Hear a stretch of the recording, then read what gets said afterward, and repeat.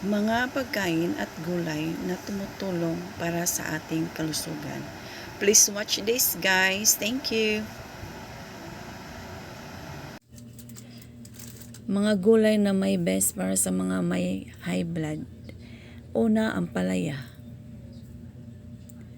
Ang pangkonsumo ng ampalaya, lalo na ang ampalaya juice, ay nakatutulong ng natural upang mapababa ang blood pressure.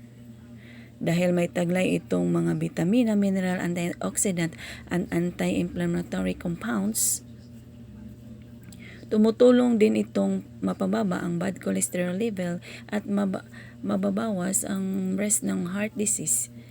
Pangalawa, kangkong. Ang mga nutrients ng kangkong ay kapantay ng gatas, saging, at orange.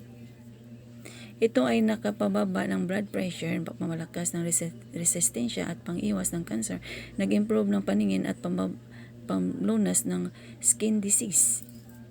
Ang kangkong ay mayaman sa source ng mga vitamina, minerals at antioxidant.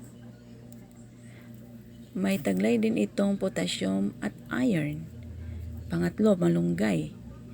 Ang malunggay ay mayaman ng vitamin C at beta-carotene at lumalaban ng free radicals.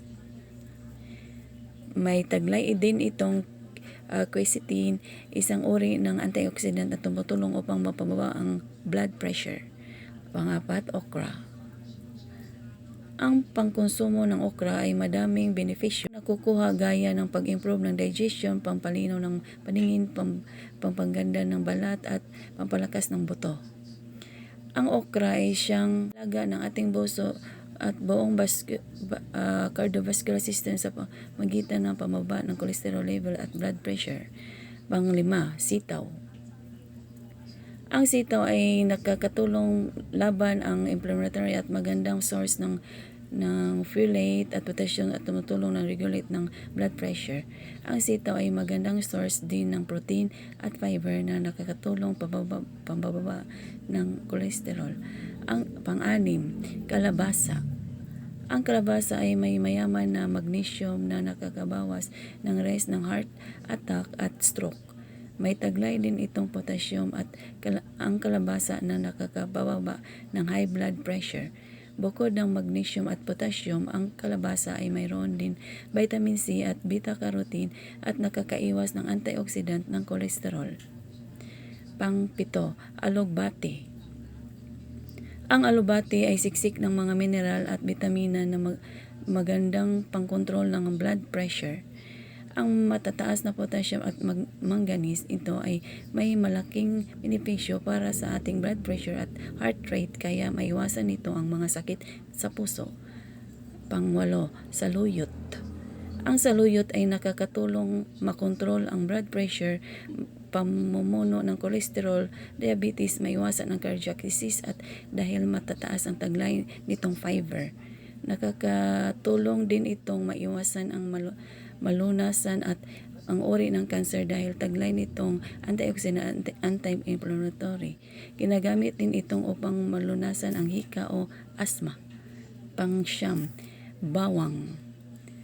Ang pagkain ng hilaw na bawang ay isang magandang paraan sa paggamit ng bawang upang mababa ang blood pressure. Ang bawang ay nagtataglay ng alisin, isang compound na malaki ang nakatulong sa pagbababa ng blood pressure at cholesterol levels. Kumonsumo ng 1 o 2 hilaw na bawang bago kumain upang makakuha ng buong benepisyo hatid. Pang-10, carrots.